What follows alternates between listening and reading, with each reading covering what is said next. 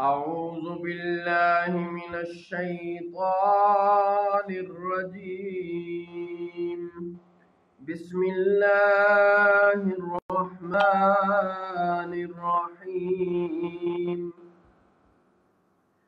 أفمن شرح الله صدره للإسلام فهو على نور من ربه فويل للقاسية قلوبهم من ذكر الله أولئك في ضلال مبين۔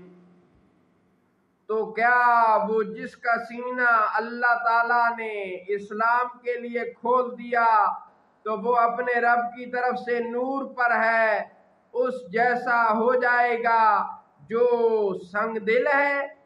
تو ہلاکت ہے ان کے لیے جن کے دل اللہ کے ذکر کی طرف سے سخت ہو گئے، وہ کھلی گمراہی میں ہیں۔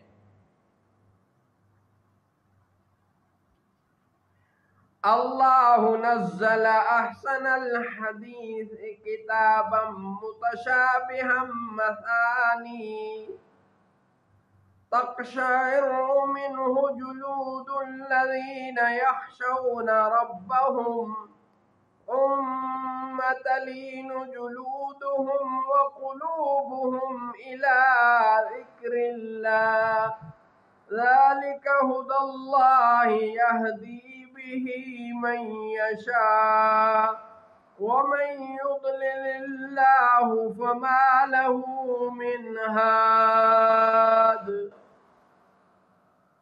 اللہ نے اتاری سب سے اچھی کتاب جو اول سے آخر تک ایک سی ہے، دورے بیان والی، اس سے بال کھڑے ہوتے ہیں ان کے جسموں پر جو اپنے رب سے ڈرتے ہیں، پھر ان کی کھالیں اور دل نرم ہو جاتے ہیں اللہ کے ذکر کی طرف رغبت میں۔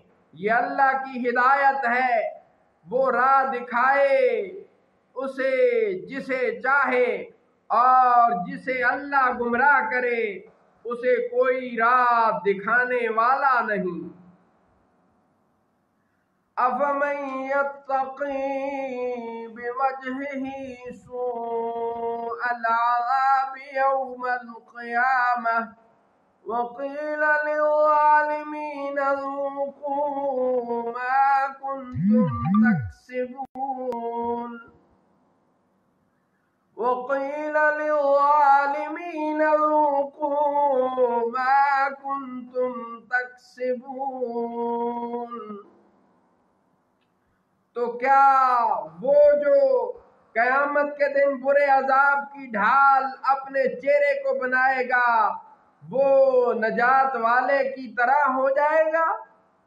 اور ظالموں سے فرمایا جائے گا کہ تم اپنے کیے کا مزہ چکھو۔ كَذَّبَ الَّذِينَ مِن قَبْلِهِمْ فَأَتَاهُمُ الْعَذَابُ مِنْ حَيْثُ لَا يَشْعُرُونَ۔ ان سے پہلے لوگوں نے جھٹلایا تو انہیں عذاب آیا جہاں سے انہیں شعور ہی نہ تھا۔ فَأَذَاقَهُمُ اللَّهُ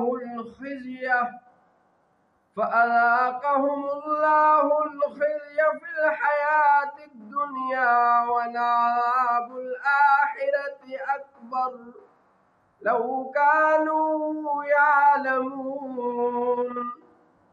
اور اللہ نے انہیں دنیا کی زندگی میں رسوائی کا مزہ چکھایا، اور آخرت کا عذاب تو سب سے بڑا ہے، اور آخرت کا عذاب تو سب سے بڑا ہے۔ کیا اچھا تھا اگر وہ جانتے۔